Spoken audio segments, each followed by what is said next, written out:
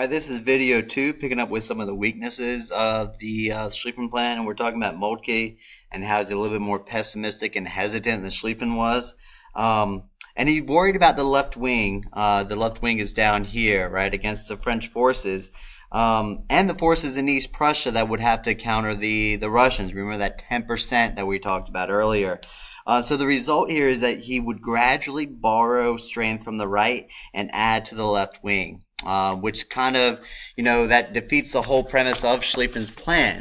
90%, right, of this great of the forces will be part of this wheel, especially on that far. It would be the first and second armies that we'll talk about right here on this far right.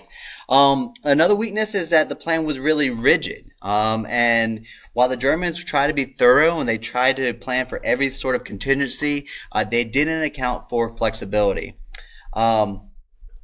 Moltke and his staff increasingly became certain that the Russians would not be ready for war until 1914. And while this is not necessarily a weakness, we see that the spring of 1914, Moltke says we are ready. The sooner the better for us. So the Germans knew also that the success of the Schlieffen Plan really relied on on when it was going to be implemented. In 1914, the Schlieffen Plan has a greater amount of success, fighting that war on two fronts than later down the road. The Germans are thinking that by 1916 the Russians would be ready for war. So going back to the weaknesses here, I think that you could. Why it almost succeeded, what caused it not to succeed, the underestimation of the difficulties of supply and communication and forces so far advanced from the command and supply lines. If we're looking at, they're going to be set up here in Berlin. Moltke will be in Luxembourg. As they withdraw further and further into the interior of France, those communication and supply lines get extended, and it was those problems and really communication that doomed the Schlieffen Plan. The Allied troops, and we see this is going to be especially important come September with the Marne, the Allied troops could rush troops to the front by use of railways, by use of taxis, whatever, a lot faster than the Germans could arrange fresh supplies of food and reserves. So we're looking at, this is the general outline and characteristics of the Schlieffen Plan, and at the heart of it, some pretty important or significant weaknesses. So what are the French planning here? The French have a plan called Plan 17, and the French strategy did not ignore the threat of envelopment by a German right wing, but instead embraced the idea. And the thinking behind this position was that the stronger the German right wing, the weaker the center and the left wing would be. And this is where the French army planned to break through. They planned a two-pronged offensive that would smash through the German center and left on either side of the Metz River. So we're looking here at these blue arrows, and this is where you would see the French really focus their forces here. So you would have going up to on the far left wing of the German forces, and right there in the middle. All right. The French, what motivates them here? They really want to pay back for the humiliation they suffered in 1871 at the end of the Franco-Prussian War. They lost land, they had to pay 5 billion francs, and as a result here, the thought of again was really the single most fundamental factor of French policy. Not again, not again, not again. And so we see that the French go through these growing pains here from 1871 through 1914.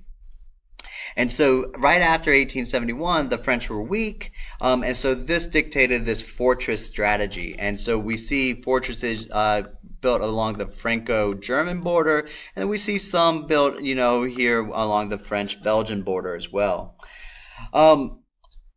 At the turn of the century, they were tired of being on the defensive, and so But they knew that they were physically weaker than Germany. Their population was less, their birth rate was lower, and so the French really needed a weapon that Germany lacked to give people confidence, in the survival of the French.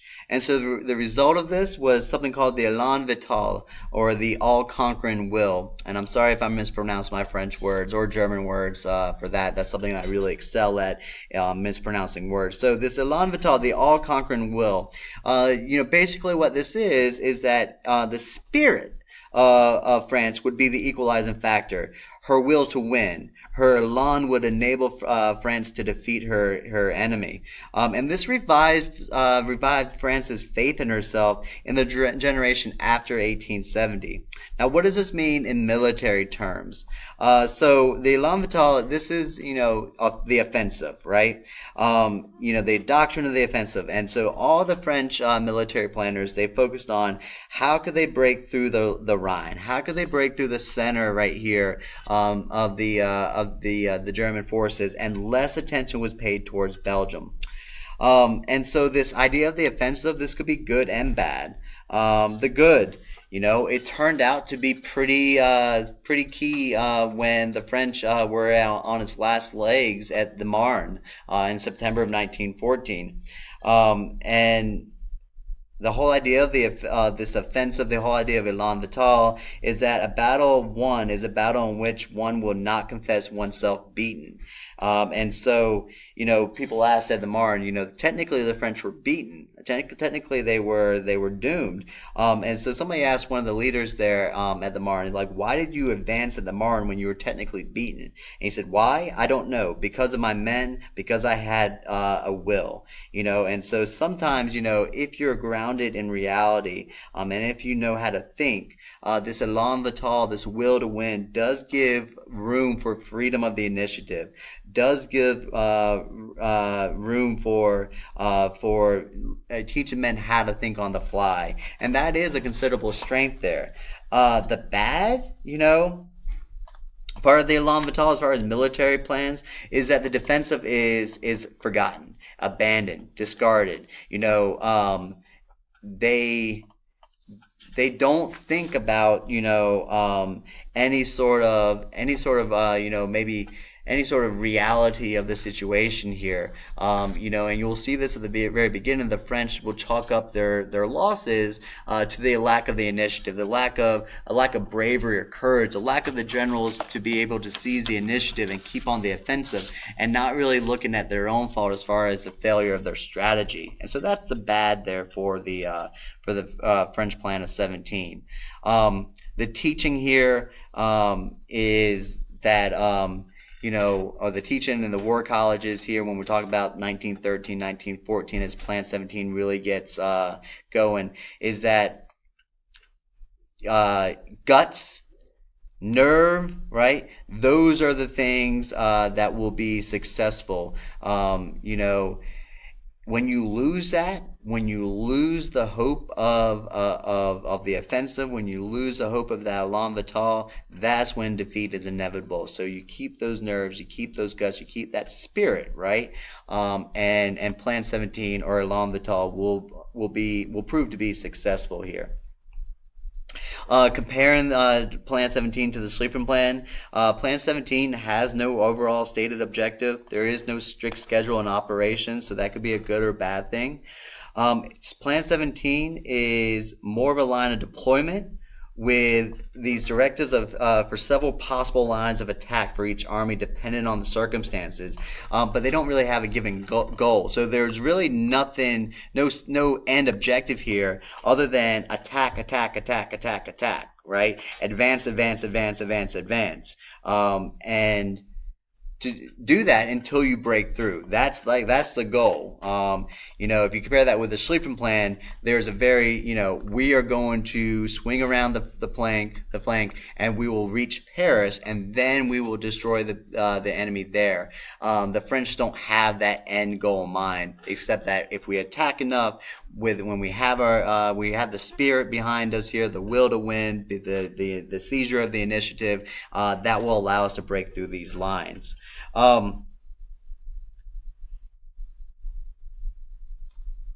The bad thing here, when you talk about the in comparison to the Schlieffen Plan, is that we see that they are going to deploy most of their forces here along the Franco-Belgian border, Franco-French German border, Alsace-Lorraine region. They have defended about a third of the way along the Belgian French border, but that means like the other 2/3 of the Belgian frontier was essentially left undefended. And now that's key here because remember that right wing of the Schlieffen Plan is the strongest point of the German forces, and the majority of this wing.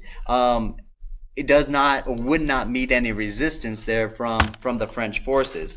Now, the French had intelligence. Why would you do this, right? The French must not know about the Schlieffen Plan. Why would they leave 2/3 of this frontier left undefended? Well, the French actually knew about the Schlieffen Plan, but they did not believe that the Germans would be able to mobilize enough men. They thought this was a decoy to draw the French away from the real area of attack.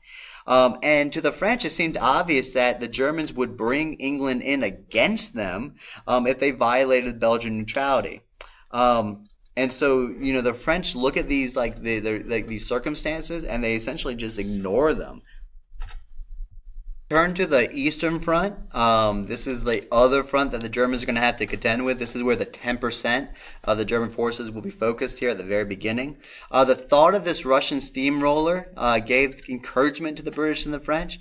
The dread of the Slav, that should be Slav, not slave, at their backs haunted the Germans. And now the defects of the Russian army were pretty notorious, but there is that idea of invincibility here, and this is basically built on the numbers. The Russian army had 1.4 million soldiers in peacetime. They had an additional 3.1 million that could be called up during mobilization. And they had 2 million in territories and recruits. So that means that the Russians had the capability of amassing a 6.5 million man army, which is pretty daunting here compared to what everybody else was coming up with. Now, everybody else is still coming up with these huge armies, but the Russians had the greatest number to pull from at the very beginning. To the French success of Plan 17, they needed to have the Russians draw a portion of the German forces towards the Eastern Front. The problem here was to get Russia to launch an offensive upon Germany's rear. At the same time, the Germans and the French launched theirs on the Western Front. And this would be like the 15th day of mobilization. Everyone knew that this was impossible to get the Russians to be able to launch an offensive on the 15th day of mobilization. But the French were able to convince the Russians to begin battle on that 15th day with whatever she had. And this is because the French were determined that Germany must be forced to fight on two fronts from the first moment in order to reduce the German superiority in numbers against the French on the Western Front.